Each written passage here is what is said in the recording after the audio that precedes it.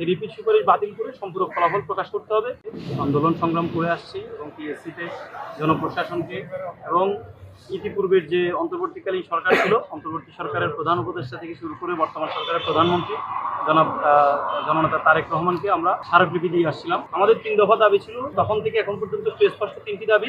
সেটি হচ্ছে 45তম বিসিএস যে ফলাফল প্রকাশ পায়, চূড়ান্ত ফলাফলে যে অসঙ্গতিগুলো আছে, এই অসঙ্গতিগুলো সমাধান করতে হবে। বিশেষ করে আমাদের চূড়ান্ত ফলাফলে রিপিট সুপারিশ অব্যাহত রয়েছে, এই রিপিট সুপারিশ বাতিল করে সম্পূরক ফলাফল প্রকাশ করতে হবে এবং একই সাথে নন ক্যাডার নতুন করে পদ যুক্ত করে রিচয়েস প্রদান করতে হবে।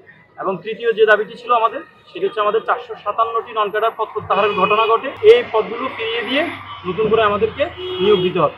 এই 3টি দাবিতে আমরা দীর্ঘদিন যাবৎ আন্দোলন করে আসছি। পিএসসিতে আমরা স্মারকলিপি দিয়েছি, পিএসসি সদস্যদের সাথে আমরা দেখা করেছি একাধিকবার এবং আমরা এটি নিয়ে আদালতের শরণাপন্ন হয়েছি। আদালত আমাদের পক্ষে অর্ডার জারি করেছে, রুল জারি করেছে, কিন্তু বর্তমান পিএসসি আদালতের অর্ডারের বা রুলের কোনো জবাব পর্যন্ত দিচ্ছে না।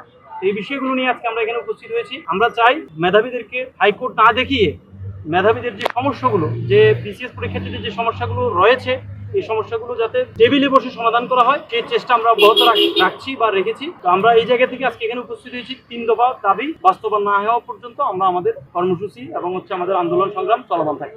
আমরা চাই না আমরা পড়ার টেবিল বাদ দিয়ে আমরা আন্দোলন সংগ্রাম করে মাঠে ময়দানে ঘুরে বেড়াই, এটা আমরা নিজেরাও চাই না। এই জায়গা থেকে আমরা ওনাদেরকে আহ্বান জানাচ্ছি যে আমাদের 3 দফা দাবি অতি সত্বর আপনারা বাস্তবায়ন করুন। পরীক্ষার্থীদেরকে, প্রার্থীদেরকে আপনারা রাস্তায় আন্দোলন থেকে বিরত রাখুন।